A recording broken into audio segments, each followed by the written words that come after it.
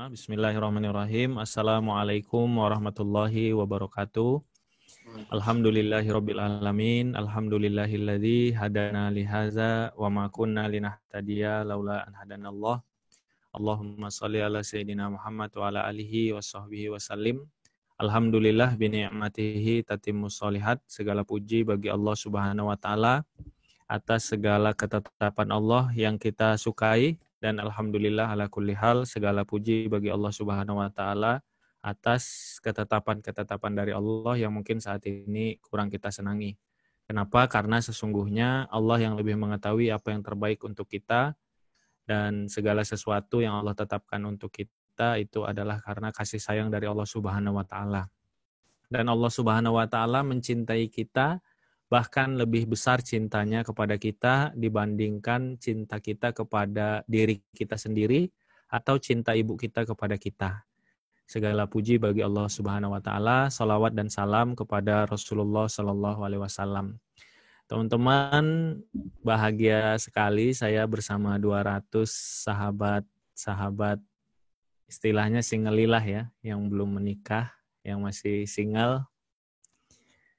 Kalau kelamaan single, jadi single lelah ya. Tapi insya Allah wajah-wajahnya sih single lah ya di sini ya. Apalagi ini sepertinya mayoritas teman-teman dari UI, teman-teman dari Salam UI, bahagia sekali. Saya sudah beberapa kali kesempatan mengisi di UI, khususnya dulu, mas-mas saya dulu sempat tinggal di Depok ya, di daerah Kukusan.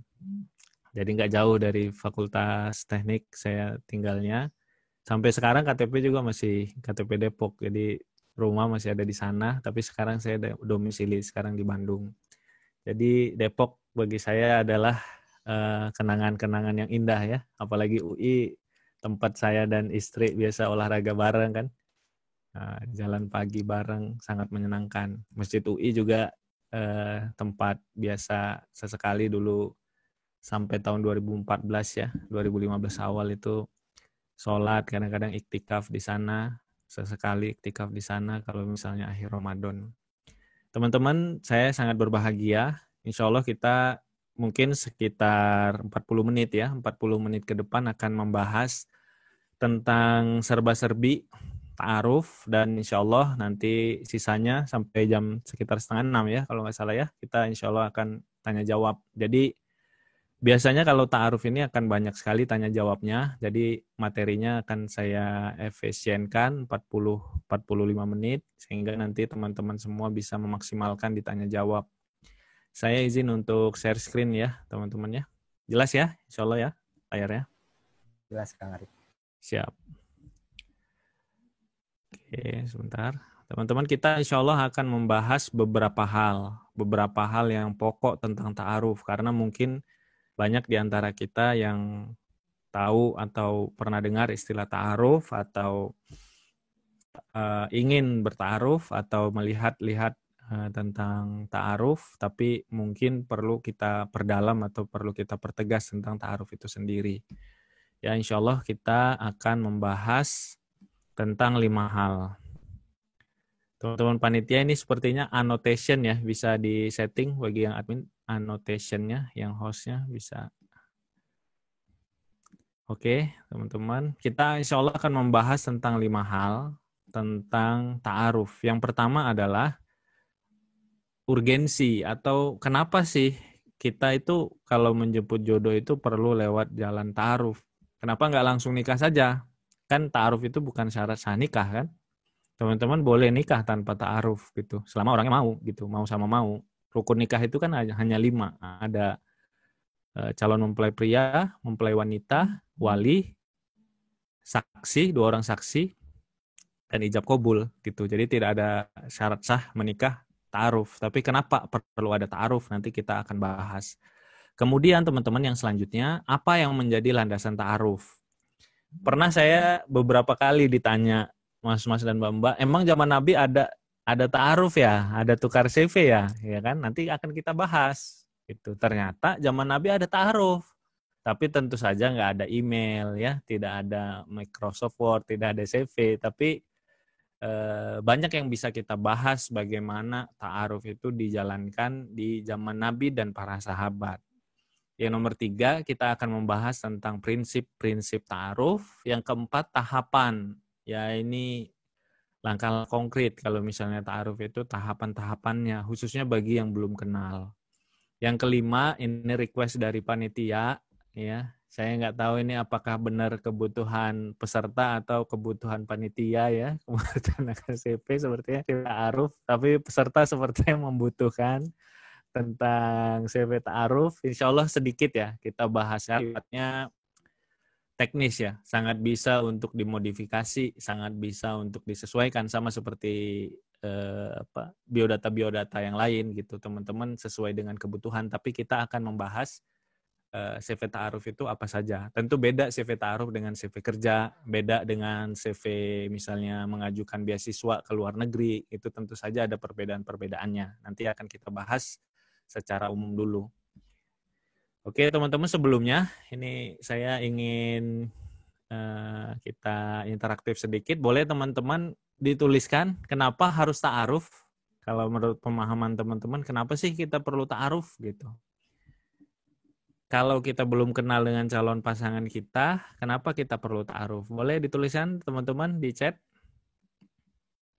Nanti kalau jawabannya benar semua, kita langsung tanya jawab aja ya. Nggak perlu kita bahas karena udah pinter-pinter. Ya, kita lihat ya. Untuk mengenal lebih jauh, agar bisa lebih yakin, untuk mengenal keluarga dan pribadi, biar nggak beli kucing dalam karung.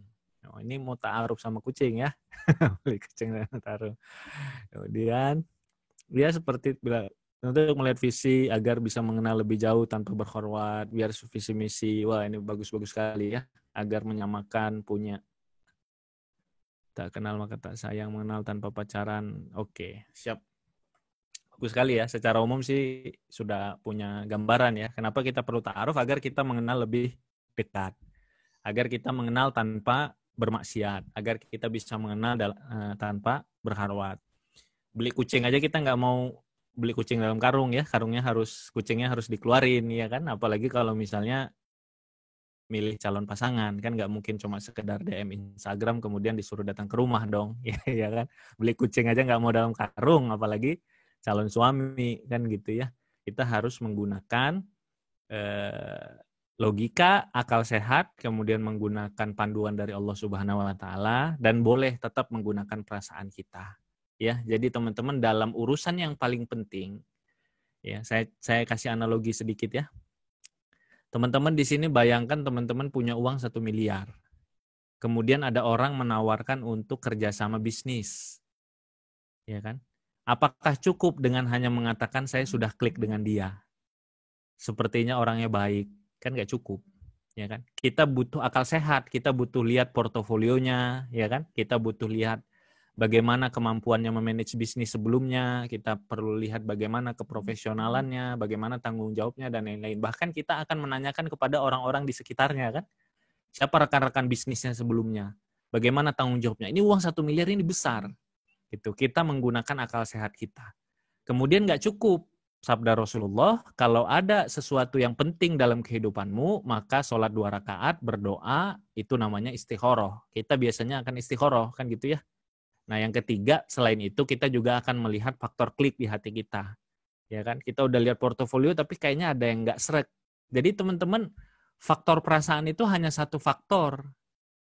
Faktor klik itu hanya satu faktor. Kita perlu ada akal sehat, kita perlu ada bimbingan dari Allah Subhanahu wa taala, dan kita juga tetap memperhatikan faktor klik lah. Bahasanya chemistry, klik, ada nyetrumnya kan gitu ya, kalau sama calon pasangan kan. Kalau udah segala macam orangnya soleh, orangnya baik, tapi nggak ada kliknya, ya nggak apa-apa, tidak dilanjutkan, boleh-boleh saja. Karena ternyata dalam Islam itu diperbolehkan untuk mempertimbangkan faktor perasaan. Yang tidak boleh itu adalah menjadikan perasaan sebagai faktor yang utama. Nanti akan kita bahas ya teman-teman ya. Nah teman-teman, kenapa kita ta'aruf? Ya seperti tadi yang dijelaskan oleh teman-teman, tapi sebenarnya yang paling utama adalah karena secara syariat Rasulullah mewasiatkan kepada kita pemuda dan pemudi, laki-laki dan perempuan, singelilah yang laki-laki dan perempuan, untuk memilih calon istri atau calon suami hanya yang baik agama dan mulia akhlaknya. Ya. Kita ini didapat wasiat dari Rasulullah. Ini penting untuk kita kita masukkan sebagai pedoman hidup kita. Kita ini dapat wasiat dari Rasulullah bahwa baiknya agama dan mulianya akhlak itu merupakan syarat untuk menjadi pasangan hidup kita. Ibarat kata ya, kalau teman-teman mau makanannya apa saja, ya kan? Mas Raihan suka rendang, Mas Faldiansa sukanya soto Lamongan, kemudian Mas Muhammad Fauzan sukanya misalnya pecel lele, Mas Wahyu sukanya misalnya pizza dan lain-lain. Boleh-boleh saja semuanya, tapi ada satu syaratnya dalam Islam. Syaratnya itu harus halal, kan gitu kan? Semua makanan itu boleh-boleh saja. Kita nggak dilarang. Mau makan apa? Terserah. Mau makan kurma? Terserah. Ya kan? Mau makan pempek kayak orang Palembang. Kan istri saya orang Palembang. Sarapan, makan siang, makan sore, makan malam, pempek semua. Gitu. Dari ikan tenggiri semua itu. Ya kan? Boleh-boleh saja. Tidak haram bagi orang Palembang makan ikan tenggiri sebagai makanan sehari-hari terus-terusan. Yang penting apa? Halal. Nah, teman-teman sama. Nih kan? Bagi kita laki-laki, perempuan itu wajar dipilih karena tungkahul mar'atu li arba'in. Perempuan itu dinikahi itu karena 4 hal. Ya, laki-laki ini udah sangat umum. Ya, perempuan jangan salahkan juga laki-laki karena 4 hal. 5 liha karena hartanya, wali hasabiha karena keturunannya, wali jamaliha karena kecantikannya, wali diniha karena agamanya. Fasfar bidzatiddin taribat yadak. Tapi yang harus ada, yang harus kamu pilih itu adalah karena agamanya. Jadi kalau misalnya teman-teman yang di sini yang laki-laki nanya ke saya, Kang, boleh nggak saya nikah sama anak kedokteran UI? Ya kan, ahwat muslimah, cantik, anak tunggal, bapaknya kaya, sudah umur 80 tahun, ya kan, sudah mau meninggal, punya banyak ruko, punya banyak tanah di Depok, boleh-boleh saja. Yang penting dianya solehah. Dan yang kedua, dianya mau sama kamu. Kan gitu kan. Biasanya kan orang yang seperti itu nggak mau sama kita. Kan gitu. Kalau terlalu tinggi kriteria, yang masalahnya orangnya nggak mau juga sama kita. Nah, tapi teman-teman dapat ya, mudah-mudahan dapat pesannya ya. Makanan halal. Calon pasangan baik agamanya. Gitu. Calon pasangan itu syaratnya baik agamanya. Yang lain-lain boleh teman-teman, terserah. Ya kan, saya maunya yang seperti ini, boleh-boleh saja terserah. Yang penting baik agamanya. Ya. Yang laki-laki itu tadi. Yang perempuan juga sama, teman-teman. Idza hattoba man taradawna dinahu wa khuluquhu fazawwijuhu. Kalau ada seorang laki-laki yang melamar anak gadis kalian, ini hadisnya untuk para wali, yang kalian ridhoi agama dan akhlaknya, maka nikahkanlah dia. Gitu. Jadi seorang perempuan itu dia menerima lamaran seorang laki-laki setelah dia mencari tahu laki-laki tersebut itu diridhoi agamanya atau tidak. Jadi nangkep ya, mudah-mudahan kita nangkep semua ya. Jadi Rasul itu tidak pernah menjelaskan harus ta'aruf, tapi Rasul menjelaskan bahwa hanya terima yang diridhoi agama dan akhlaknya. Hanya pilih yang baik agamanya agar kalian beruntung. Pertanyaannya, kalau kita diperintahkan hanya menerima yang baik agama mulia akhlaknya, dan kalau kita diperintahkan untuk hanya memilih yang baik agamanya, ya faktor-faktor lain terserah kita, bebas-bebas saja. Bagaimana cara kita menentukan itu? Bagaimana cara kita memilih yang baik agamanya? Bagaimana cara kita menerima yang baik agama mulia akhlaknya kalau kita tidak mengenalnya? Ya kan? Karena itu kita butuh untuk mengenal calon pasangan kita. Dan proses mengenal itu bahasa Arabnya adalah ta'aruf. Gitu. Sesimpel itu sebenarnya teman-teman. Jadi nanti kalau misalnya ada pertanyaan, Kang Arif, bagaimana ya orang tua saya itu nggak setuju kalau saya ta'aruf? Oh, tidak apa-apa. Bilang aja istilahnya kenalan. Tidak perlu dipaksa istilahnya ta'aruf. Karena sebenarnya yang paling penting itu prinsipnya, bukan istilahnya. Ya kan? Karena dalam istilah ini juga ta'aruf itu tidak kita temukan memang dalam hadis. Ya, kalau nazar ada dalam hadis. Ya, unzur ilaiha, nanti lihatlah. Tapi ta'aruf itu juga tidak sekedar nazar, nanti kita akan bahas. Ya, jadi insya Allah poin yang pertama, insya Allah semuanya sudah kebayang ya. Mudah-mudahan sudah kebayang. Kenapa sih kita butuh ta'aruf? Karena kita diperintahkan oleh Rasul, kalau mau selamat, kalau mau beruntung, kalau mau sukses pernikahan kita, pilihlah yang baik agama dan mulia akhlaknya. Dan untuk itu, kita perlu mengenal calon pasangan kita.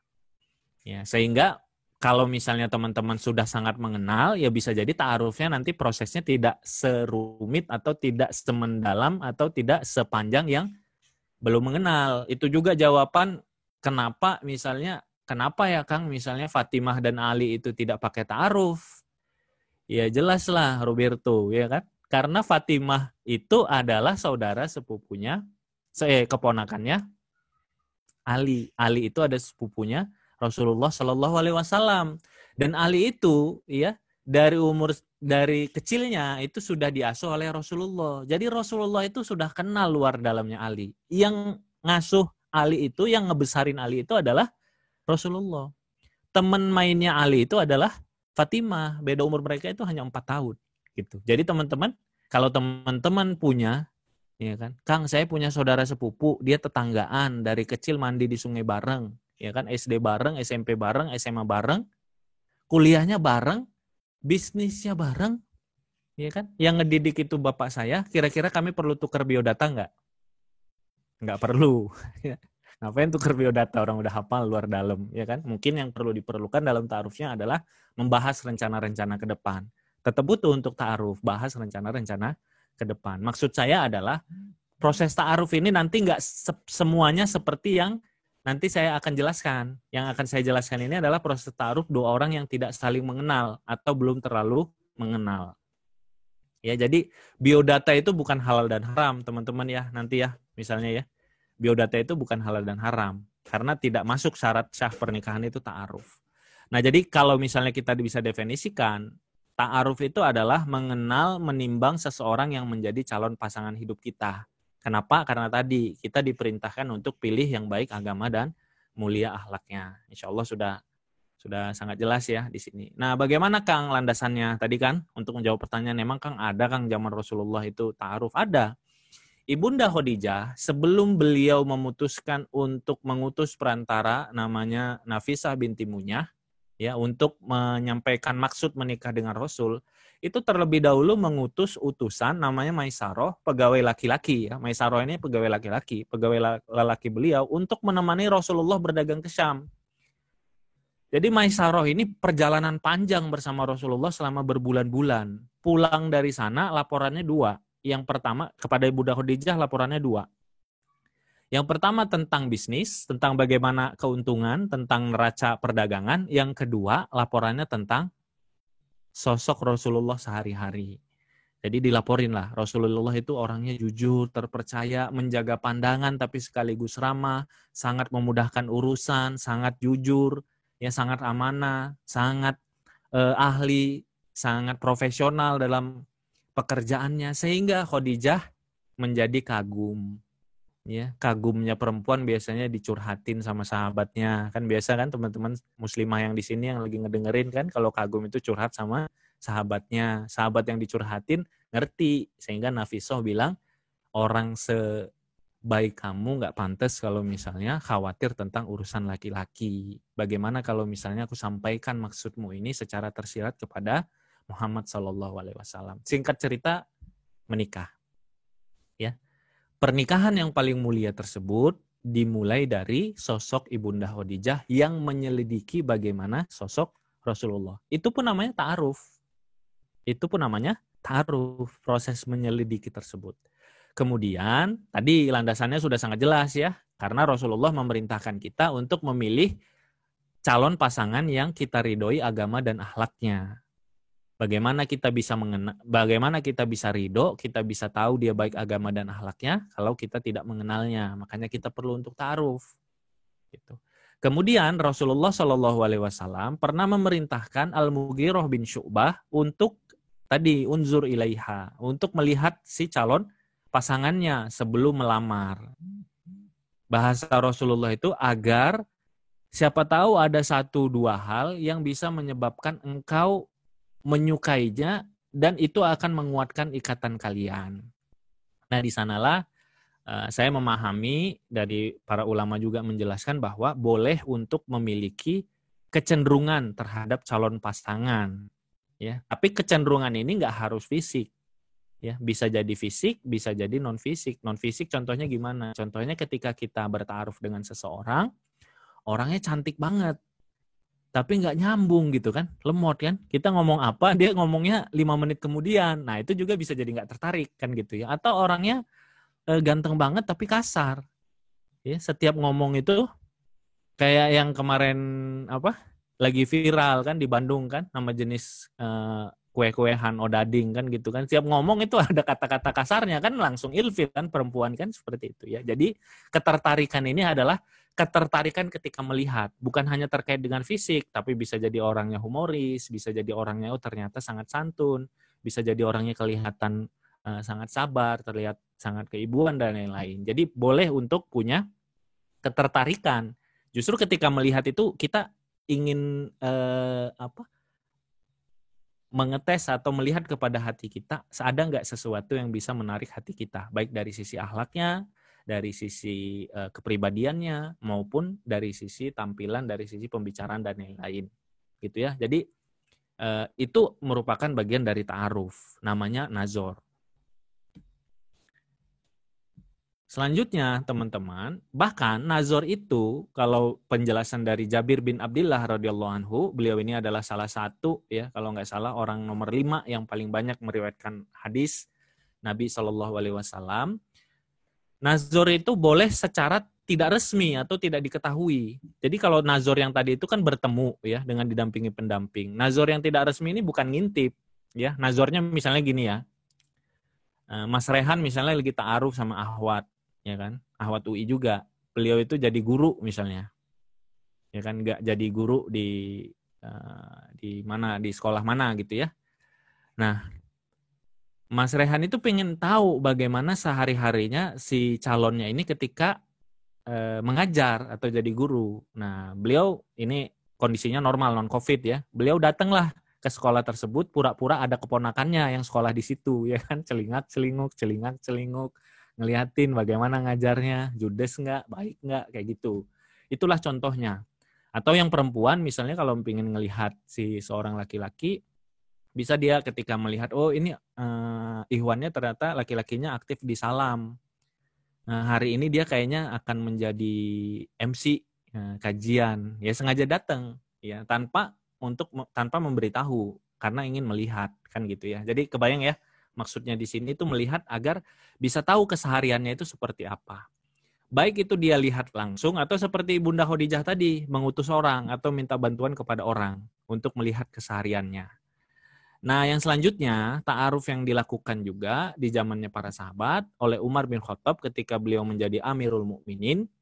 Ada seorang bapak yang bertanya kepada beliau, wahai Amirul Mukminin, bagaimana saya mengetahui kualitas seorang pemuda yang ingin melamar anak gadis saya, sementara saya tidak mengenalnya? Ini penting untuk teman-teman yang perempuan ya. Biasanya bertanya nih ke saya banyak pertanyaan. Kang, bagaimana kita mengenal kualitas seorang laki-laki?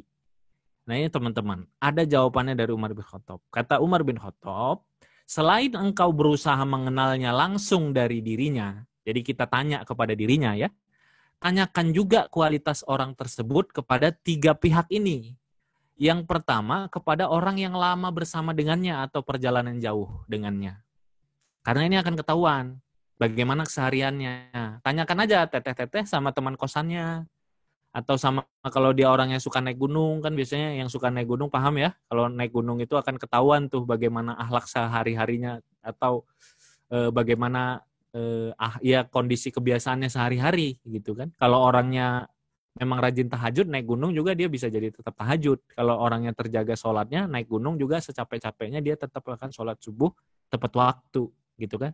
Itu akan ketahuan teman-teman. Kalau kita perjalanan jauh dengan seseorang, sehari-harinya itu akan ketahuan. Akhlaknya itu akan ketahuan. Itu pihak yang pertama. Pihak yang kedua, tanyakan kepada orang yang bermuamalah atau memberi amanah. Ya, teman kerja, rekan bisnis, teman organisasi di Salam UI dan lain-lain. Itu tanyakan.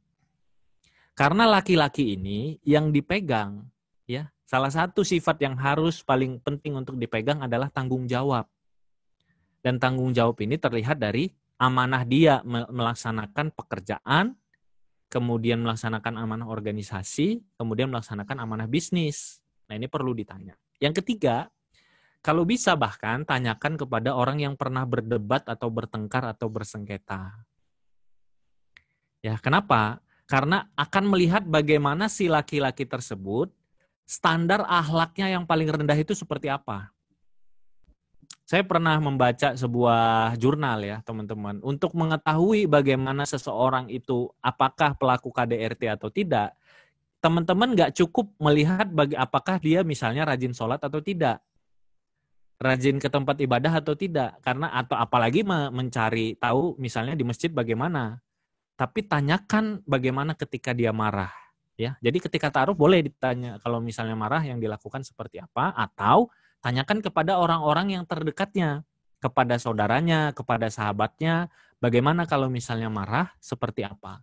Oh, dia marah mah tenang, ya kan? Karena yang ngurusin adalah pengacaranya. Wah, itu bahaya, ya kan? Segala apa-apa pakai pengacara kan gitu. Ada orang yang seperti itu kan, teman-teman ya. Dianya mah tenang gitu kan. Apa-apa pakai pengacara. Dia main tangan, ya masih kasar dan segala macam seperti itu. Nah, Kang, apakah ini maksudnya 3 orang? Belum tentu. Bisa jadi ini orangnya 1. Ya. Maksudnya orang yang 1 adalah ini teman dekatnya banget. Jadi teman kosannya iya, termasuk teman organisasinya di Salam UI iya, termasuk kalau udah teman dekat seperti itu kan pasti akan, biasanya kan kita namanya bersahabat ya pernah aja berantem-berantem dikit ya, clash-clash dikit kan. Nah, itu kan tinggal bagaimana kita menggali. Jadi maksud Umar bin Khattab ini, galilah 3 hal ini dari orang-orang terdekatnya. Ya, ini penting sekali, teman-teman. Yang laki-laki juga sama, bisa menanyakan tentang 3 hal ini kepada orang-orang terdekatnya. Nah, oke, kita sudah bahas tadi ya, teman-teman. Sudah cukup banyak yang kita bahas. Yang pertama, kenapa ta'aruf? Ta'aruf itu apa? Dan landasan ta'aruf. Nah, sekarang kita masuk juga ke poin yang penting juga, nomor 4 kalau nggak salah, tentang prinsip ta'aruf. Silakan teman-teman dituliskan, menurut teman-teman apa sih yang menjadi prinsip sehingga sesuatu itu disebut ta'aruf atau sesuatu itu bukan ta'aruf. Ya, yang jelas bukan nama ya, karena sekarang juga banyak namanya ta'aruf tapi sambil nonton Aquaman ya kan, di XX1. Ya, ta'arufnya di mana? Di XX1 berdua nonton Aquaman. Itu mah namanya pacaran, cuma minta stempel aja ta'aruf. Nah, kita nggak pakai stempel istilah ya. Tidak berhalwat, menghindari pacaran, tidak ada ikatan. Wah, bagus nih. Ada wali, tidak berhalwat, menghindari berdua-duaan, ada perantara. Ada pihak tidak berhalwat. Oke, siap. Pada pinter-pinter ya, udah pada paham semua sebenarnya. Jadi saya menjelaskan ngangguk-ngangguk semua, keren-keren. Siap, nanti kita insya Allah bahasnya ditanya jawab ya, teman-teman. Prinsip ta'aruf mungkin ada beberapa yang masih kelewatan kita bahas ya. Yang pertama, ini jangan lupa, ta'aruf itu dilakukan oleh orang yang sama-sama siap menikah. Ya. Kalau ta'aruf siap nikahnya 10 tahun lagi, ta'arufnya sekarang itu namanya hobi atau passion, ya. Hobinya apa? Ta'aruf. Ya, siap nikahnya 10 tahun lagi ngajak anak orang ta'aruf dari sekarang. Ya kan, itu namanya hobi atau passion atau ngisi waktu. Ta'aruf itu bukan begitu, teman-teman. Kalau kita sama-sama siap nikah, barulah kita ta'aruf. Jadi, kalau misalnya banyak nih akhwat yang bertanya ke saya, Kang, saya itu belum siap nikah, tapi ada yang ngajak ta'aruf, apa yang harus saya jawab? Jelas jawabannya, wahai ukhti, wahai teman-teman semua. Kalau belum siap nikah, ya bilang belum siap nikah. Karena belum siap nikah, belum siap untuk ta'aruf. Kan tadi, balik lagi tadi ya. Kenapa sih kita butuh ta'aruf? Karena kita butuh kenal bahwa calon itu adalah orang yang baik agama dan mulia akhlaknya. Untuk apa kita kenal dia kalau misalnya kita nggak tujuannya kepada pernikahan? Kalau dilakukan orang yang belum siap nikah, jatuh-jatuhnya akan seperti pacaran, ya. Nanti akan ada komitmen atau walaupun HTS ya, hubungan tanpa status, ya. Itu aja ada statusnya. Statusnya apa? Hubungan tanpa status itulah diberikan oleh orang-orang yang tidak berkomitmen. Laki-laki tidak komitmen ketemu dengan perempuan tidak komitmen, membuat ikatan namanya hubungan tanpa status. Itulah namanya hubungan tanpa status kan. Bagi yang nggak setuju silakan. Tapi kalau bagi saya ya nggak berkomitmen lah itu, gitu kan. Kalau teman-teman siap menikah, iya, kemudian carilah yang baik agama mulia akhlaknya yang juga siap menikah, ta'aruflah. Kenapa? Karena itu untuk menuju kepada pernikahan. Jadi jangan ada nanti pertanyaan, ada nih karena ini kisah-kisah nyata ya teman-teman. Ada yang konsultasi kan gitu ya ke Instagram saya. Instagram saya itu dikelola saya dan istri ya teman-teman ya. Kang, bagaimana ya Kang? Saya ini sudah ta'aruf dengan seseorang, sudah srek sama laki-laki tersebut, tapi saya diminta untuk sabar menunggu sampai dia lulus S2. Terus saya tanya ke dia kan, oh bagus dong teh kalau misalnya orang yang lagi S2. Ya kan? Emang sekarang sudah semester berapa? Semester 5 Kang. S1. Ya, jadi baru S1 semester 5 sudah ngajak anak orang ta'aruf, sementara dia baru bisa nikahnya S2. Gitu. Ini banyak kejadian gini. Kang, saya sudah ta'aruf, dia aja sudah datang ke rumah, tapi dia minta waktu untuk istikharah. Ya bagus dong teh, istikharah memang perlu. Tapi istikharahnya sudah 1 tahun lebih, Kang. Nah, ini kan bahaya. Kenapa itu terjadi, teman-teman? Jawabannya satu, karena teman-teman tidak tegas untuk mengkonfirmasi bahwa orang yang ta'aruf dengan teman-teman adalah orang yang memang sudah siap untuk menikah. Dan teman-teman nggak tegas ke diri sendiri, kalau saya belum siap nikah, maka perintah agama, perintah Rasul itu bukan untuk ta'aruf, tapi untuk puasa. Ya ma'syarah syabab manistato'a minkumul ba'ah falyatazawwaj. Barang siapa yang sudah mampu ba'ah, mampu menanggung beban-beban pernikahan, maka segeralah menikah. Wa man lam yastati fa'alaihi bisawm. Kalau nggak sanggup, maka puasa. Jadi saya bukan orang yang setuju mengompori atau mendorong orang nikah muda. Saya mengompori seperti Rasul, nikah segera ketika mampu. Karena memang seperti itu kan. Manistato aminkumul ba'ah. Kalau mampu maka menikah. Tapi saya mendorong teman-teman segeralah dewasa, segeralah mampu. Karena zaman dulu umur 19-20 sudah mampu. Gitu. Saya alhamdulillah dulu menikahnya umur 22 tahun. Target nikah 25 tahun. Ya kan, ini kebalikan ya. Karena orang tua ayah saya meninggal, saya salah satu bentuk bakti kepada ibu saya adalah ingin memberikan cucu kepada ibu saya. Ibu saya saat itu belum punya cucu. Cuma kan teman-teman tahu, cucu kan nggak bisa dibeli di supermarket, ya kan, di swalayan. Saya harus menghadirkan seorang menantu dulu, kan gitu kan. Harus ada istri baru punya anak. Harus ada menantu baru ada cucu. Saya minta izin lah segera menikah. Qadarullah dimudahkan teman-teman. Mungkin sekitar 4 bulan setelah itu saya ta'aruf, kemudian lancar, kemudian menikah. Jadi saya adalah orang yang tidak pernah ditolak ketika ta'aruf. Karena urusan ibu, doa ibu ya. Bukan karena saya yang doa ibu, didoain sama ibu saya. Kemudian qadarullahnya juga, karena niatnya itu kan bukan nikahnya saja. Karena niatnya itu untuk mendapatkan cucu untuk ibu saya. Qadarullahnya istri saya mungkin sekitar 1 minggu setelah itu langsung langsung hamil. Alhamdulillah. Segala puji bagi Allah yang ketika kita berniat baik, mudah-mudahan untuk orang tua, untuk ibadah, untuk agama, Allah mudahkan.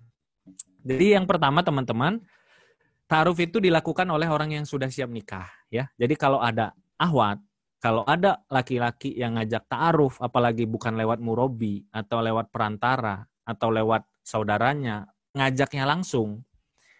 Apalagi ngajak langsungnya via DM Instagram. Ini banyak sekarang kan kondisi-kondisi seperti ini ya, via DM Instagram. Jangan kegeeran, jangan mikir yang macam-macam dulu. Jangan tanyakan visi, misi, dan segala macam. Tanyakan dulu siap nikahnya kapan.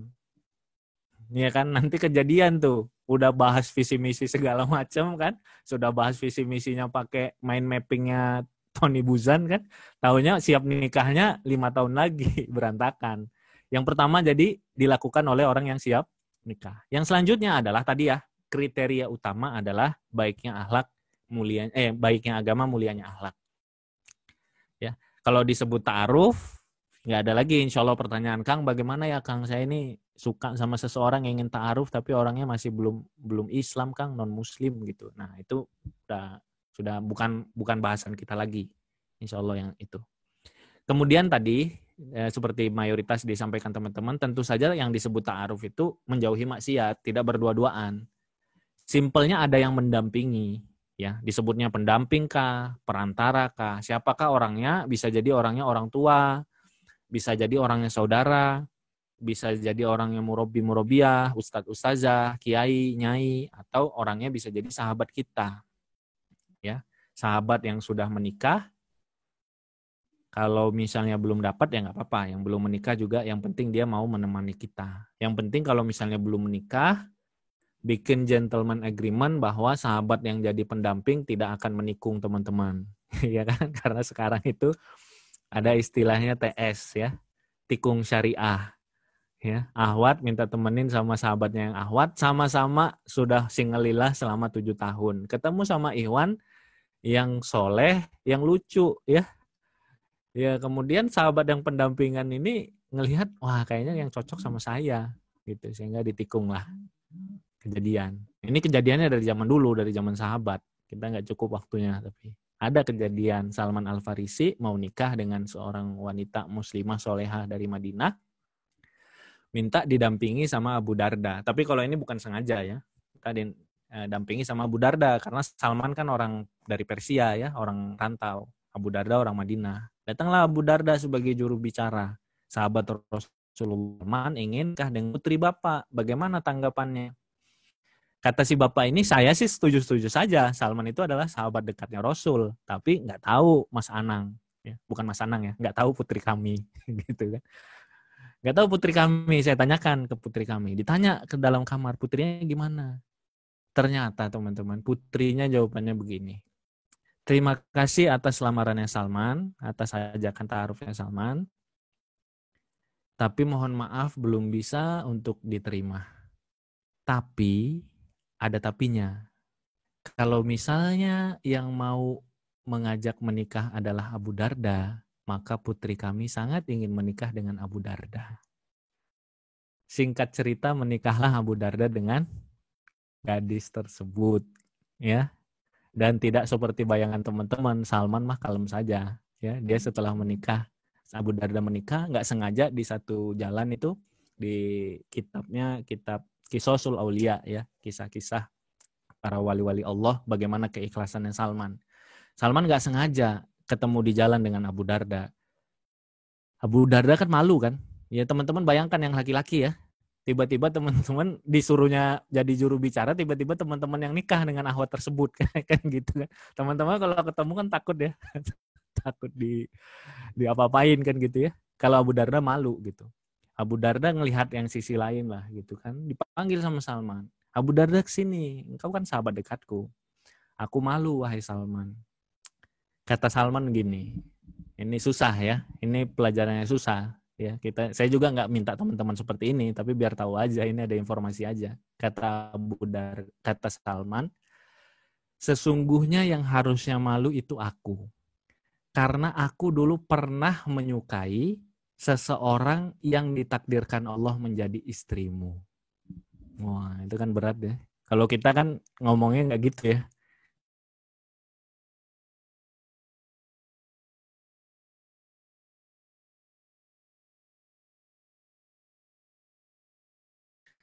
Ya, udah ditunggu-tungguin, udah didoa-doakan kan bahasa anak sekarang ya. Apa? Didoakan dalam sepertiga malam dan segala macam kan gitu ya.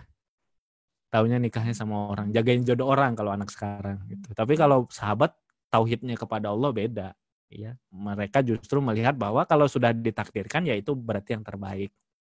Nanti setelah menikah tetap hubungannya baik, teman-teman. Ya, menjauhi maksiat. Yang menjauhi maksiat, ada pendamping tadi, ada pendamping. Kemudian di satu sisi menjauhi maksiat, tapi di satu sisi teman-teman kita perlu mengenal secara mendalam. Istilah teman-teman tadi, jangan beli kucing dalam karung. Kenapa? Karena tujuan ta'aruf kan tadi yang kita awal bahas tadi kan.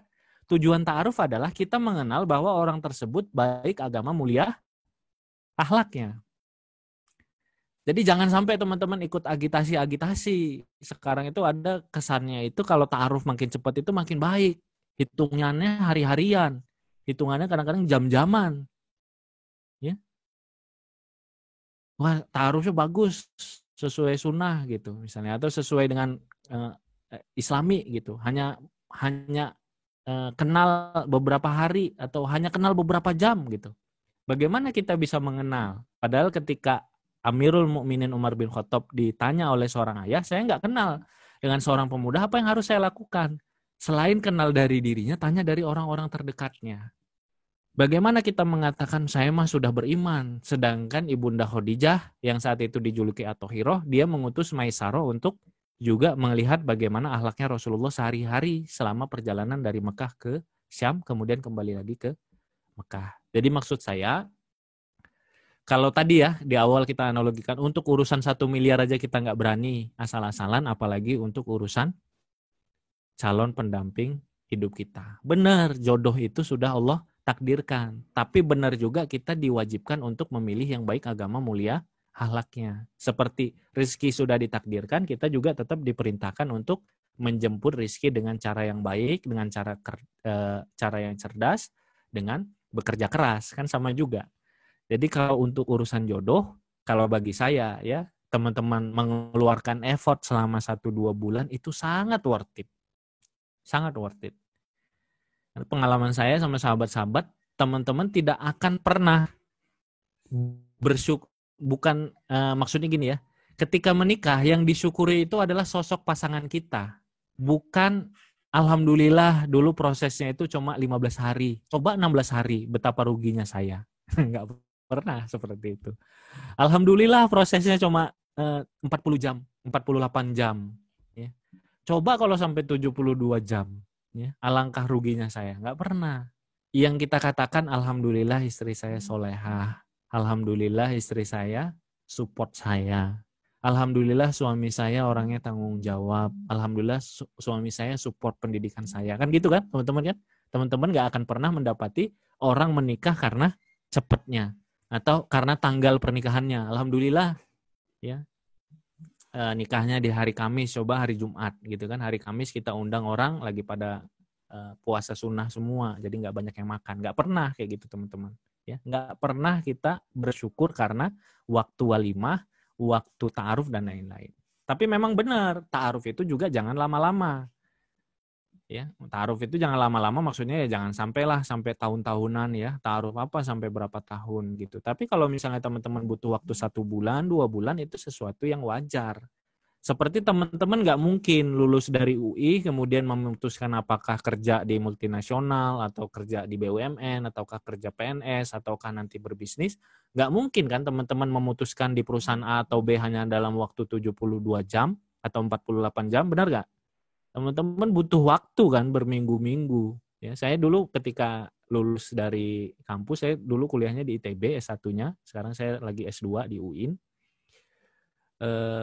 Dulu saya mau bekerja, sempat 2 tahun saya bekerja, itu kan butuh waktu lama, teman-teman. Kita kan sebagai orang rasional itu pasti butuh mencari tahu kan tempat kerja kita kan, alamatnya di mana, bidangnya apa, jenis pekerjaannya apa, dan segala macam. Jadi kalau untuk urusan nikah, ya gunakanlah rasionalitas itu teman-teman untuk mencari tahu. Toh tadi ternyata Rasulullah, Ibunda Khadijah, Rasulullah, kemudian Umar bin Khattab juga memerintahkan untuk mencari tahu secara mendalam. Itu prinsip yang keempat. Prinsip yang kelima adalah tetap ada musyawarah dan tetap ada istikharah. Sebaik-baik kita mengenal secara mendalam, kalau dalam otomotif atau dalam dunia balap ada namanya blind spot. Yang laki-laki biasanya tahu ya, blind spot. Kalau naik mobil, kita biasanya belajar naik mobil itu bagian mobil bumper depan yang sebelah kiri kan biasanya kan yang sering nabrak duluan ya itu kan yang sering kegesek-gesek kan, baik itu tiang lah pembatas jalan, kemudian tempat parkir kan gitu kan. Kenapa? Itu blind spot kita ya kan, ujung nggak kelihatan, ujung kanan. Truk biasanya ada di itu sebelah belakang kiri biasanya, jangan susul dari kiri biasanya gitu kan, tidak terlihat. Ada blind spot. Kita juga ada blind spot. Blind spot kita itu kita belum pernah nikah. Blind spot kita kadang-kadang ketika ta'aruf itu kita sudah sangat tertarik dengan seseorang itu. Sehingga kita butuh musyawarah.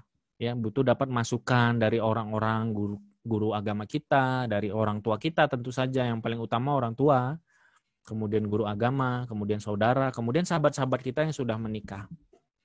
Ini penting musyawarah. Kemudian istikharah. Istikharah, sebaik-baik apapun orangnya, tetap saja yang menentukan dia terbaik itu adalah Allah. Jadi kita mohon petunjuk kepada Allah. Kalau sudah istikharah, insya Allah kita akan mendapatkan satu dari dua kebaikan.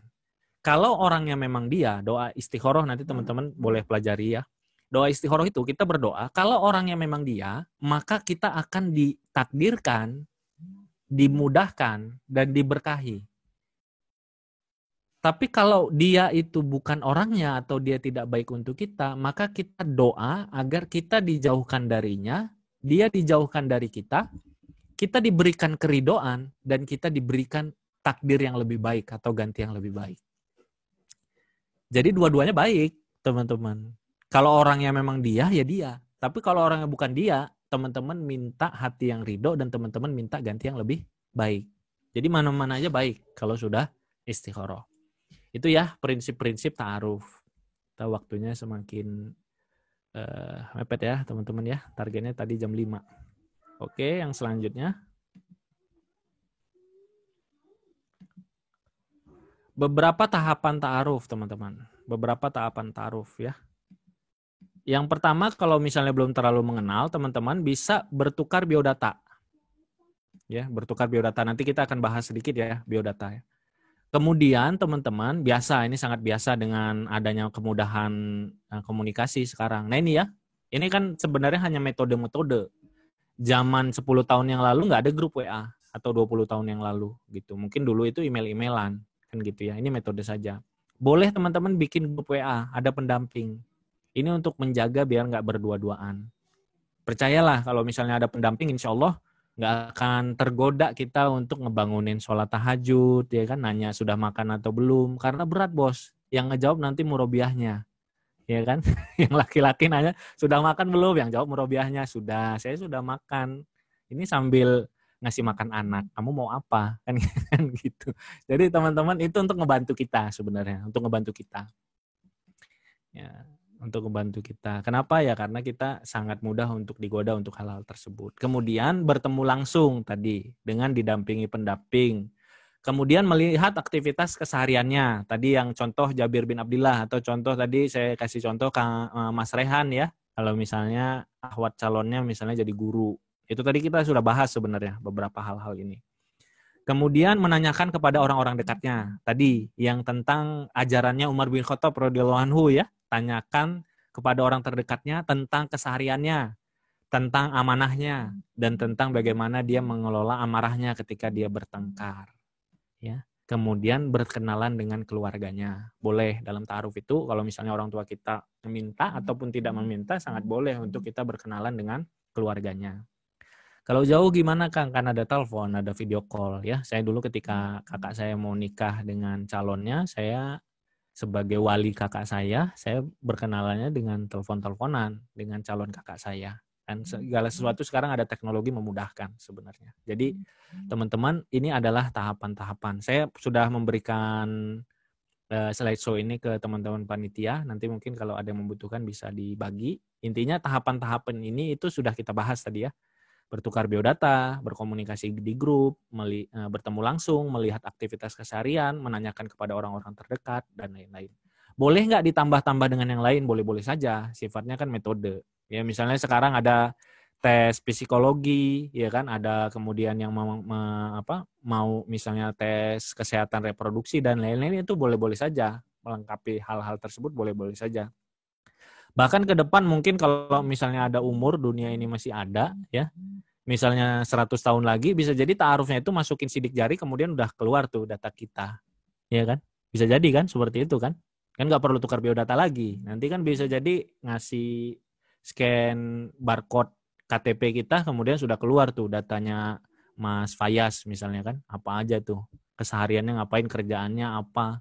salary-nya berapa, kan gitu kan, nggak usah ngejelasin beliau seperti ini.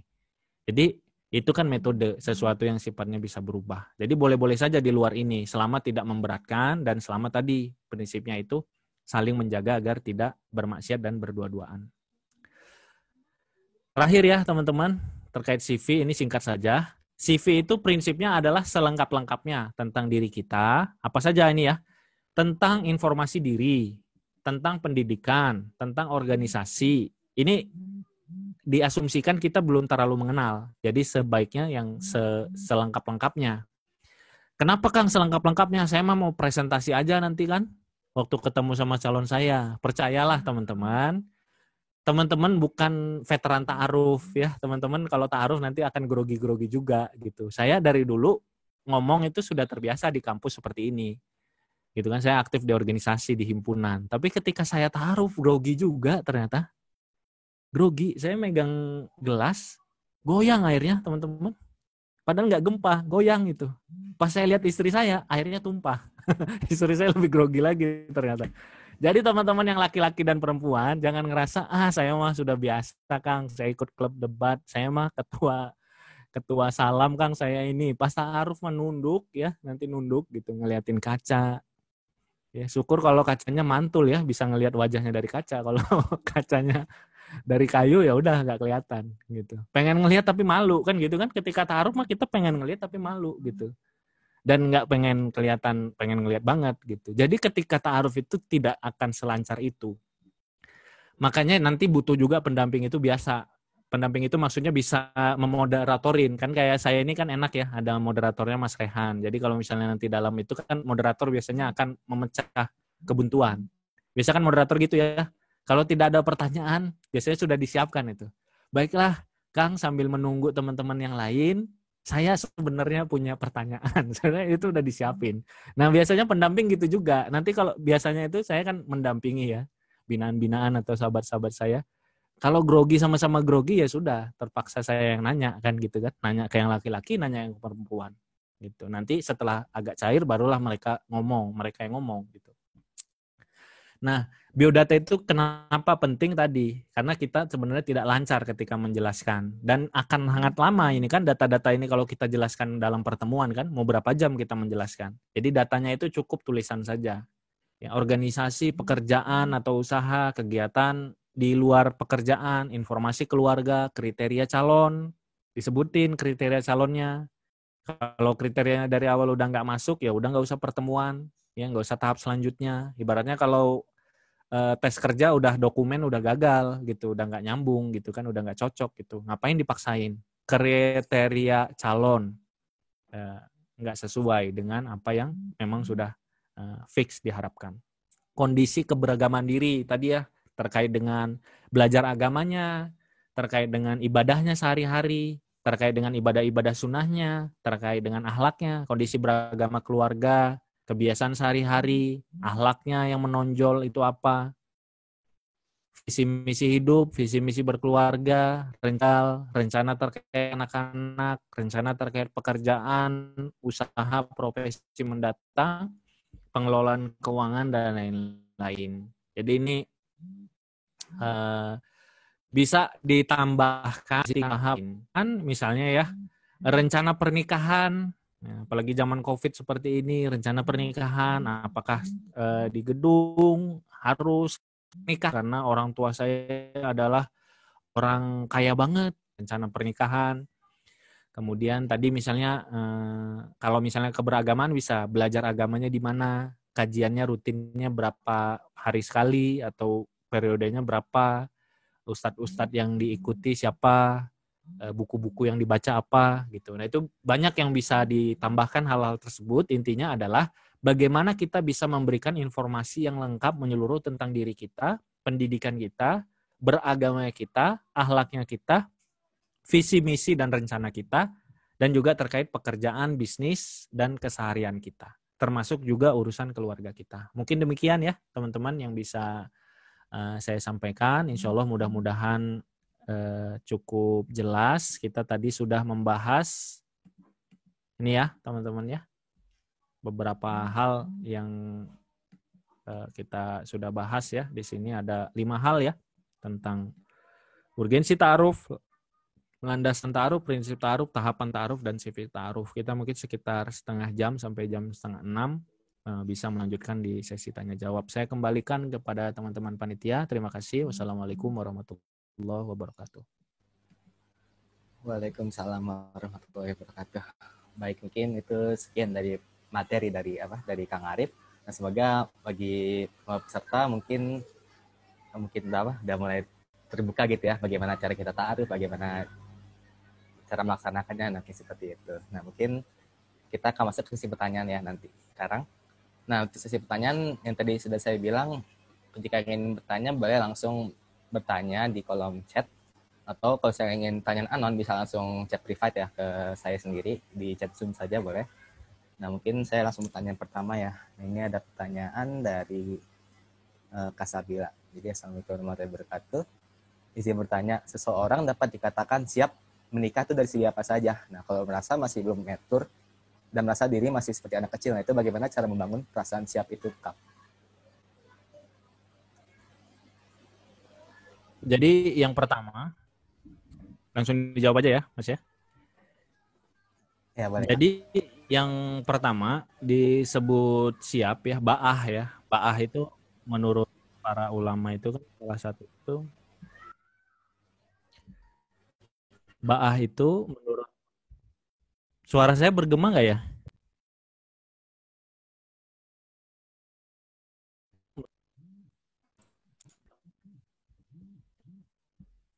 Cek.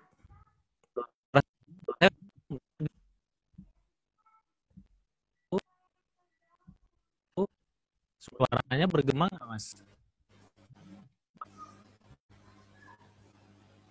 Boleh di chat teman-teman? Tidak ya? Tadi tersendat-sendat ya, mungkin jaringan. Sendat ya, masih sendat-sendat. Oh ya, jaringan ya. Sendat ya, jaringan ya. Sendat ya, masih sendat. Oh. Coba untuk menjelaskan pelan-pelan ya, teman-teman, kesiapan kita ya. Oh, ya. Untuk kapan kita dari sisi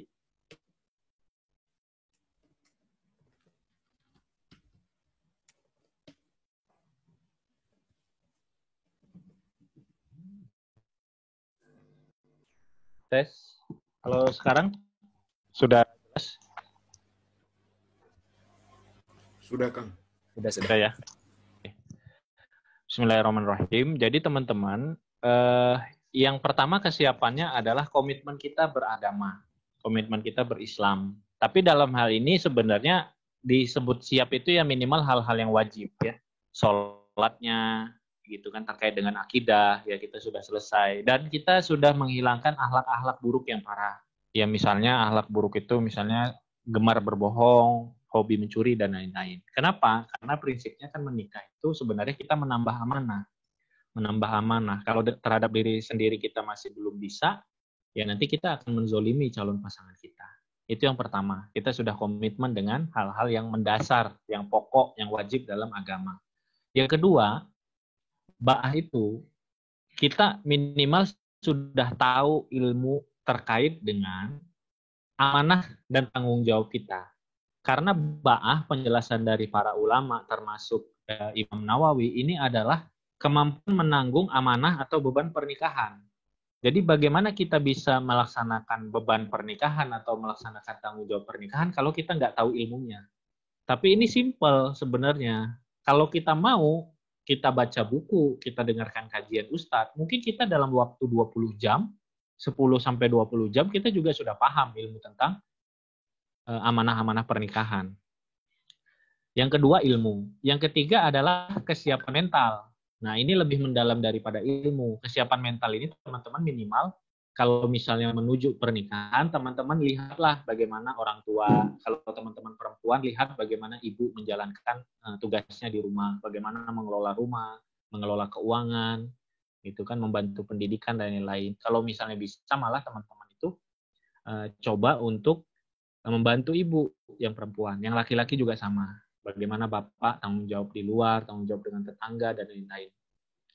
Kemudian mental itu bisa ditumbuhkan dengan teman-teman diskusi atau dialog dengan senior-senior atau sahabat yang baru saja menikah.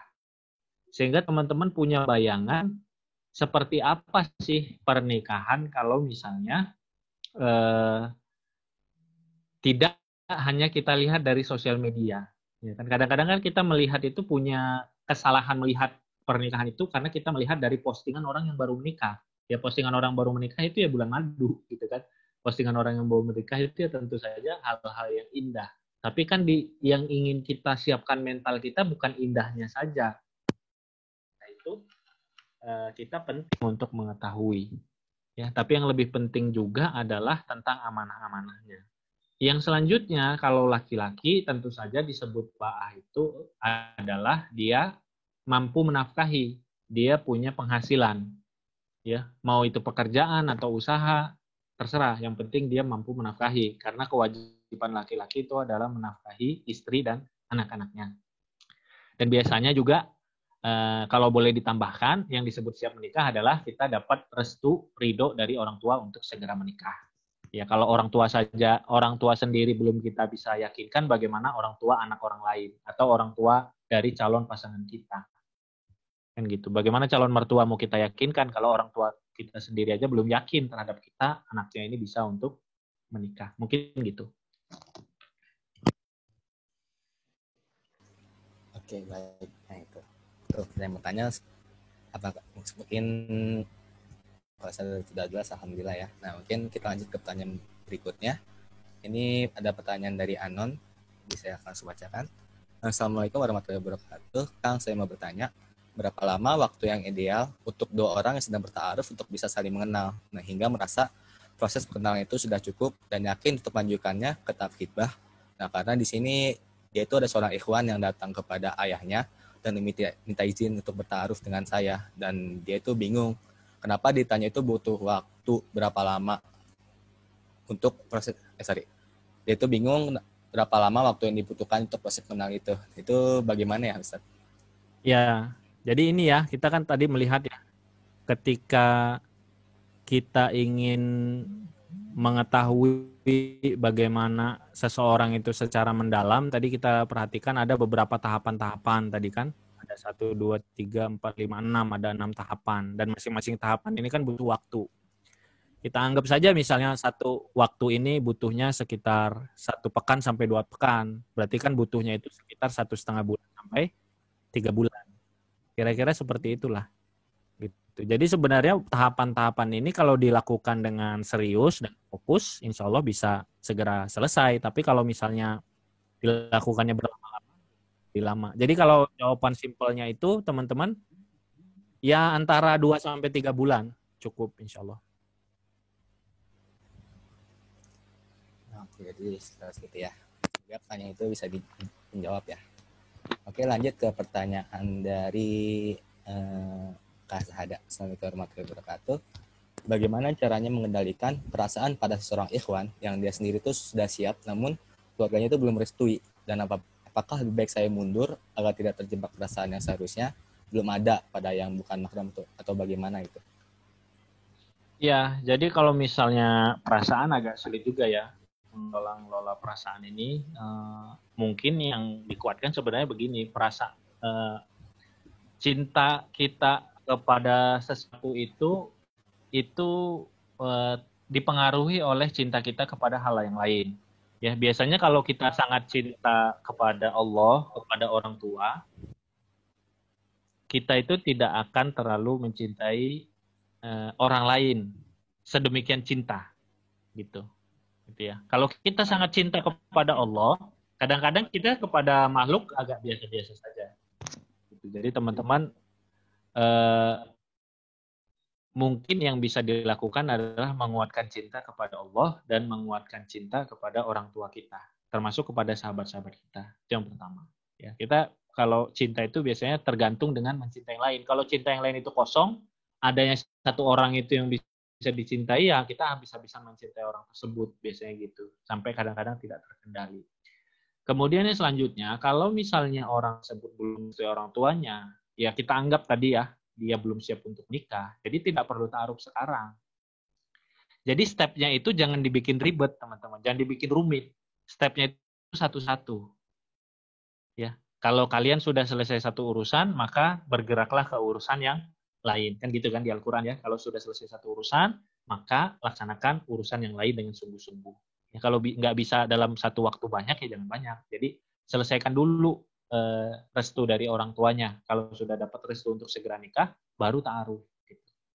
Jadi kalau misalnya ada yang Ahwat bertanya tadi, ya dibalikin aja ke dianya. Ya sudah, kita tidak perlu taruh sekarang kalau begitu. Silakan selesaikan urusan dengan orang tua terkait dengan restu nikah. Mungkin seperti itu.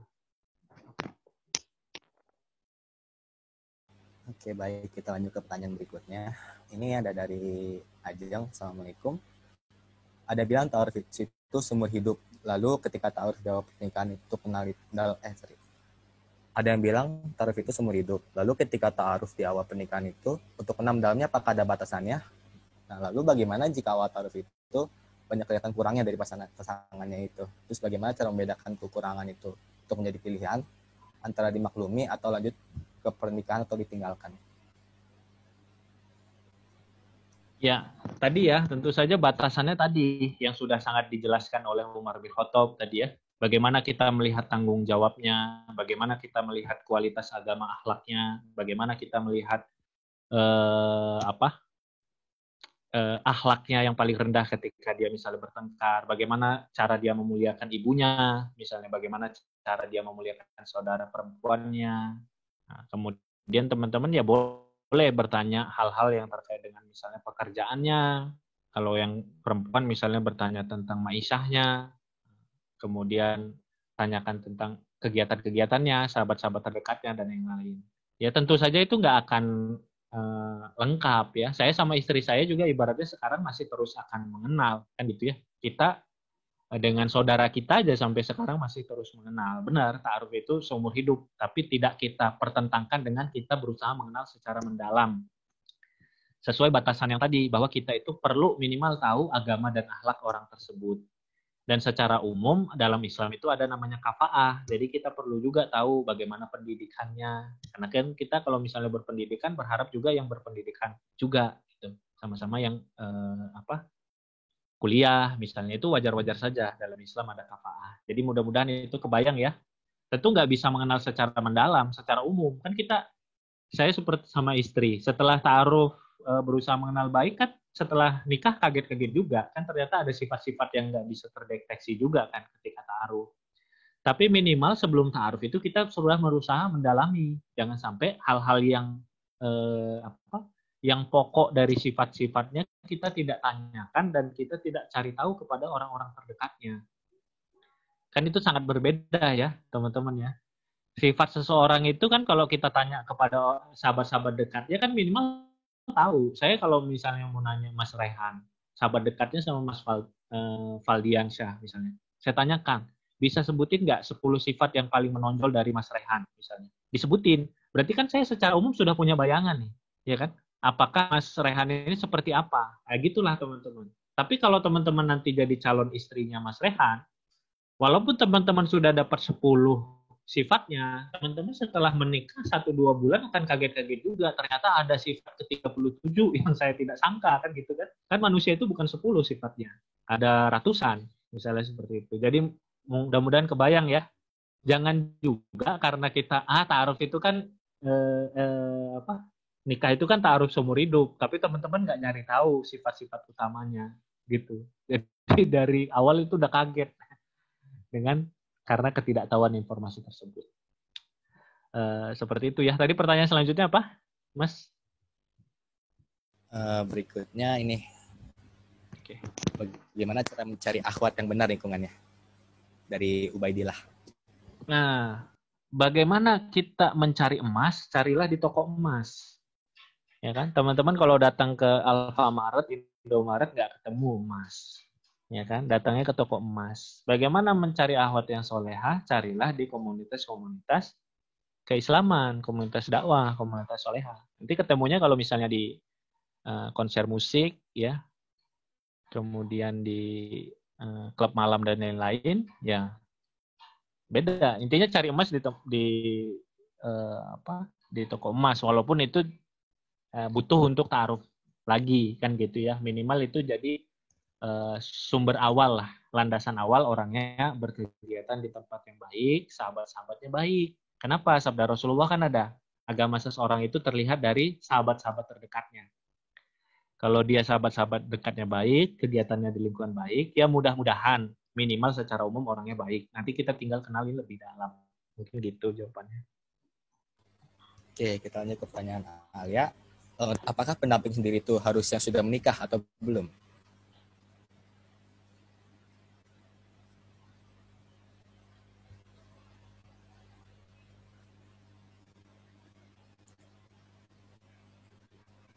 Ya, demikian tadi jawabannya, Mas. Oh ya. Mungkin karena lanjut ke pertanyaan Alia.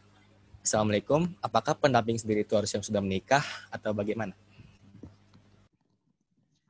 Ya, pendamping itu sebaiknya yang sudah menikah tadi ya, yang ketika dijelaskan, karena tugasnya itu sebenarnya fungsinya dia bukan hanya mendampingi biar tidak berdua-duaan, tapi juga dia nanti memecah kebekuan. Ya, kalau misalnya belum menikah ya boro-boro, saya juga belum pernah ta'aruf gitu kan. Kalau belum nikah nanti dia ikut grogi juga kan. Pendampingnya grogi juga gitu, deg-degan gitu. Ta'aruf, deg-degan dia juga keringetan gitu ya. Kalau bisa yang sudah menikah, jadi lebih nyaman lah, bisa sambil mengarahkan. Pengalaman kami yang paling penting seperti ini, ketika sudah berumah tangga itu memang laki-laki itu tanggung jawabnya, kesabarannya, mungkin bisa dijelaskan tanggung jawabnya sekarang mengelola tanggung jawab apa saja kepada yang laki-laki kan gitu ya.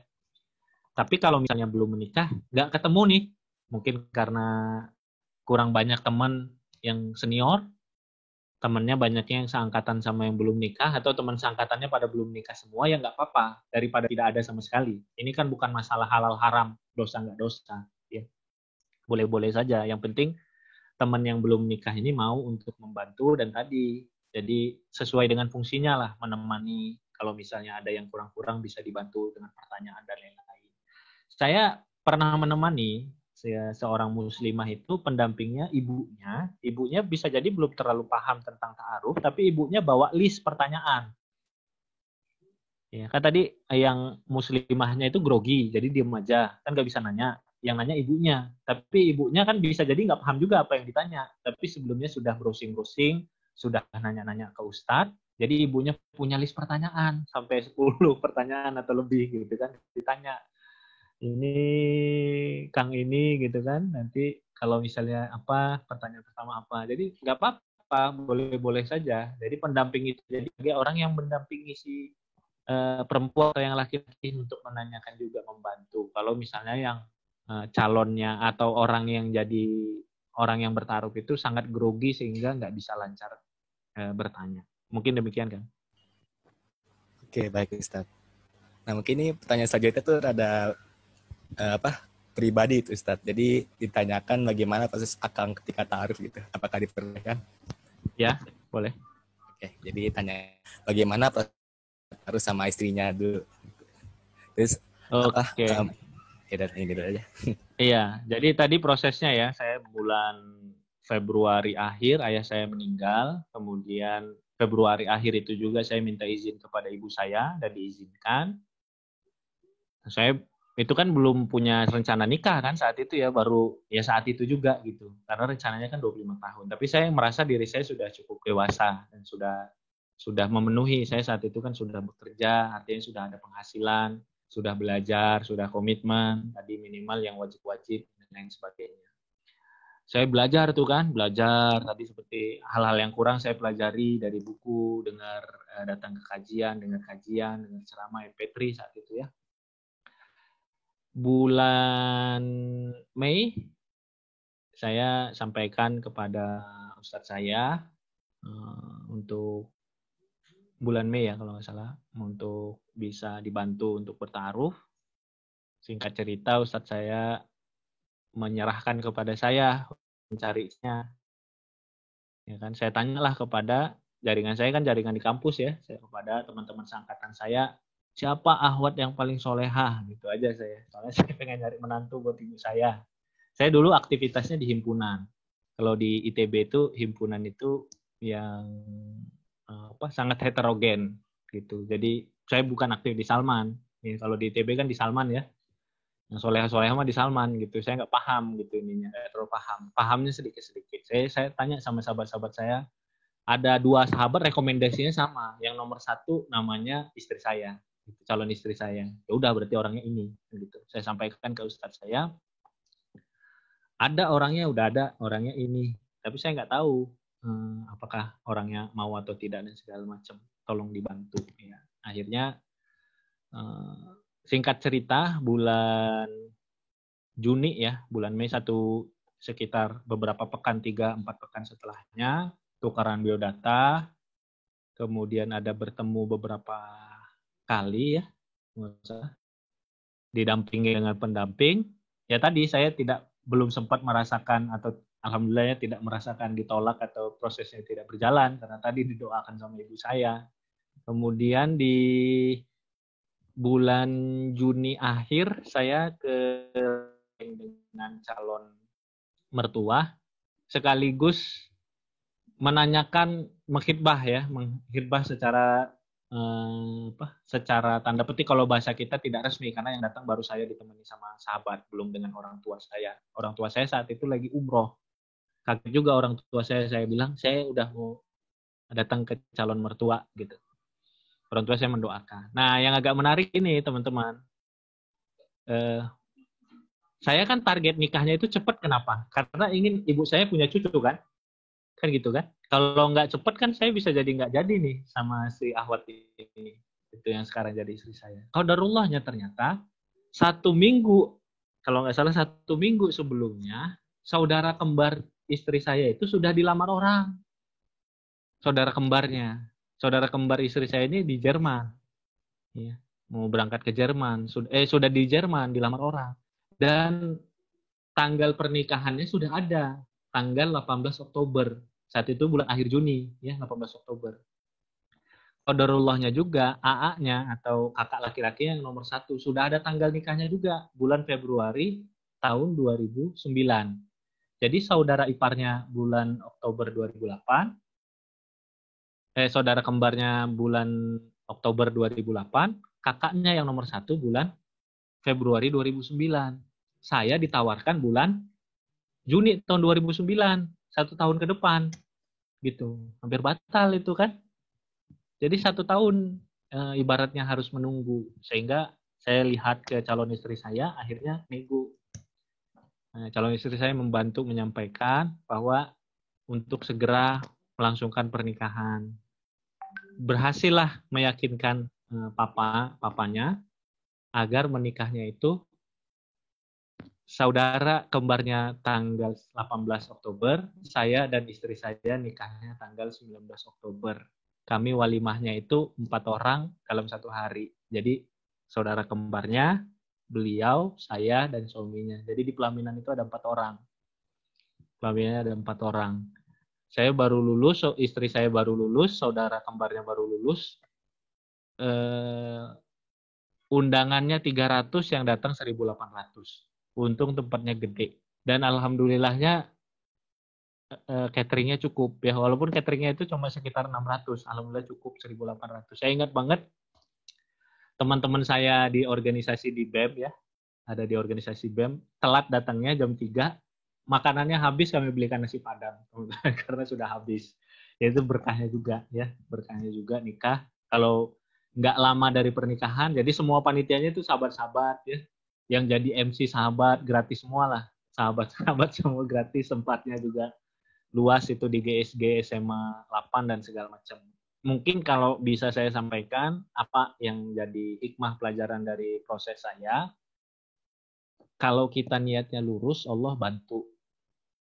Kalau niat kita lurus untuk bantu, untuk misalnya membahagiakan orang tua, misalnya untuk menjaga diri, misalnya untuk di hamba yang lebih baik, Allah akan bantu. Rasulullah itu kan pernah bersabda, 3 orang yang pasti dibantu oleh Allah Subhanahu wa taala, salah satunya adalah manusia atau laki-laki yang ingin menjaga kesucian Jadi kalau niat kita menikah itu lurus, insya Allah akan dimudahkan. Kalau kita merasa proses menikah kita terlalu banyak hambatan, salah satu yang perlu kita cek adalah lurusnya niat kita. Demikian mungkin kan? Oke, baik Kang Arif. Nah, mungkin dengan pertanyaan tadi, mungkin sesi pertanyaan akan diakhiri ya. Mungkin karena apa? Karena waktunya sudah mau maghrib, jadi kita tutup untuk sesi tanya jawab kali ini. Mohon maaf bagi para peserta yang ada pertanyaan tapi tidak sempat terjawab karena singkatnya waktu. Nah, baik. Mungkin untuk menutup sesi tanya jawab ini, mungkin ada closing statement dari Ustadz Arif. Apakah ada closing statement, Kang Arif? Ya, prinsipnya teman-teman, awalnya pilih yang baik agama mulia akhlaknya. Dalam prosesnya saling menguatkan, saling mengokohkan dalam keimanan dan takwa dalam keluarga kita. Akhirnya, insya Allah di Al-Quran dijanjikan di surat At-Tur ayat ke-23, di surat At-Tur ayat ke-21, surat Ar-Ra'd ayat ke-23, insya Allah kita, pasangan kita, anak-anak kita dipertemukan di akhirat di surga bersama-sama. Ya, jodoh sehidup sesurga itu dimulai dari pilih yang baik agama dan mulia akhlaknya. Untuk itu kita perlu ta'aruf. Demikian teman-teman, terima kasih. Mohon maaf kalau banyak kesalahan. Mudah-mudahan ada ilmu-ilmu yang bermanfaat yang bisa diamalkan dan jadi pahala untuk kita semua. Terima kasih teman-teman panitia semuanya. Dari Salam UI. Terima kasih juga Kang Arif. Nah, mungkin setelah sesi tanya ini terakhir, kita akan masuk ke doa ya. Nah, mungkin dari Kang Arif bisa dipimpin untuk doa penutup. Bismillahirrahmanirrahim. Alhamdulillahirrabbilalamin. Hamdan syakirin, hamdan na'imin, hamdan yu'afi ni'mahu wa yukafi mazidah. Ya Rabbana lakal hamdu wa lakal syukru kama yanbaghi li jalali wajhika wa azimi sultanik. Allahumma salli ala Sayyidina Muhammad wa ala alihi wa sahbihi wa sallim.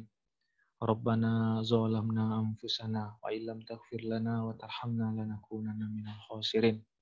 Allahumma inni as'aluka hubbak wa hubba man yuhibbuk wal amal alladhi yuballighuni hubbak. Allahumma ja'al hubbaka ahabba ilayya min nafsi wa ahli wa minal ma'il barid. Ya Allah, sesungguhnya kami Allah memohon kepadamu ya Allah cintamu. Ya Allah ya Tuhan kami, sesungguhnya kami memohon kepadamu cinta orang-orang yang mencintaimu. Ya Allah ya Tuhan kami, sesungguhnya kami mohon ya Allah, kami melakukan mencintai amalan-amalan yang membuatmu mencintai kami. Ya Allah ya Tuhan kami, jadikanlah cinta kami kepadamu ya Allah lebih tinggi daripada cinta kami kepada diri kami sendiri, kepada orang tua kami, keluarga kami, dan kepada air ketika kami sedang kehausan. Ya Allah ya Tuhan kami, di sisimu kami bersandar ya Allah. Jangan pernah ya Allah Engkau jauhkan kami dari sisimu ya Allah. Ya Allah ya Tuhan kami, di pintumu ya Allah kami bertaubat ya Allah. Jangan pernah Engkau usir kami ya Allah. Jangan pernah Engkau tidak terima permohonan ampun kami ya Allah. Kalau kami memohon ampun ya Allah, tidak Engkau ampuni ya Allah. Kepada siapa lagi ya Allah kami memohon ampun ya Allah. Ya Allah ya Tuhan kami mengakui Allah dosa-dosa kami sangat banyak ya Allah. Tapi bukankah Engkau Tuhan yang maha pengampun ya Allah? Bukankah Engkau ya Allah Tuhan yang maha mencintai kami ya Allah? Bukankah Engkau ya Allah Tuhan yang maha menyayangi kami ya Allah? Ampunkanlah dosa-dosa kami ya Allah. Ampunkanlah juga ya Allah dosa orang tua kami ya Allah. Ya Allah ya Tuhan kami, orang tua kami yang saat ini sedang sakit ya Allah, beri kesembuhan ya Allah. Ya Allah ya Tuhan kami, orang tua kami yang sudah tua ya Allah, berikanlah ketenangan ya Allah, kebahagiaan ya Allah, iman dan amal ibadah yang soleh di ujung hidupnya ya Allah. Ya Allah ya Tuhan kami, jadikan kami anak yang soleh yang bisa membahagiakan orang tua kami ya Allah.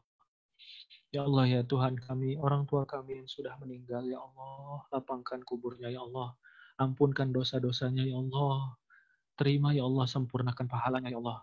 Ya Allah ya Tuhan kami, apa saja kebaikan yang kami lakukan ya Allah. Perkataan-perkataan yang baik dari kami ya Allah. Tulisan-tulisan yang baik yang kami tulis ya Allah. Dakwah-dakwah yang baik yang kami lakukan ya Allah. Sedekah-sedekah yang baik yang kami keluarkan ya Allah. Semua kebaikan yang ada pada diri kami ya Allah. Masukkan juga ya Allah pahalanya untuk ayah dan umi kami ya Allah. Karena mereka ya Allah yang menjaga, mendidik kami ya Allah. Semua kebaikan kami saat ini ya Allah. Pendidikan dari ayah dan umi kami ya Allah. Pengorbanan dari ayah dan umi kami ya Allah. Ya Allah ya Tuhan kami saksinya ya Allah. ayah kami ya Allah bekerja keras ya Allah dulu ya Allah agar kami bisa kuliah, bisa sekolah ya Allah.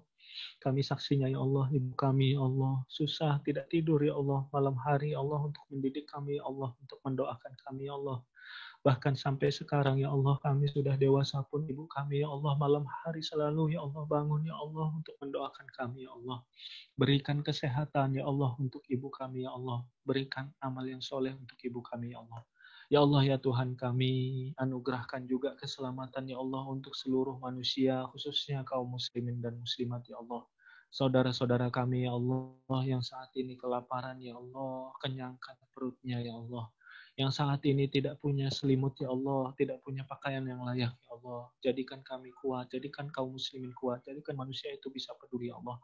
Ya Allah ya Tuhan kami, saudara-saudara kami yang terampas, yang teraniaya, yang terjajah, yang terusir dari negerinya ya Allah. Berikan pertolongan kepada mereka ya Allah.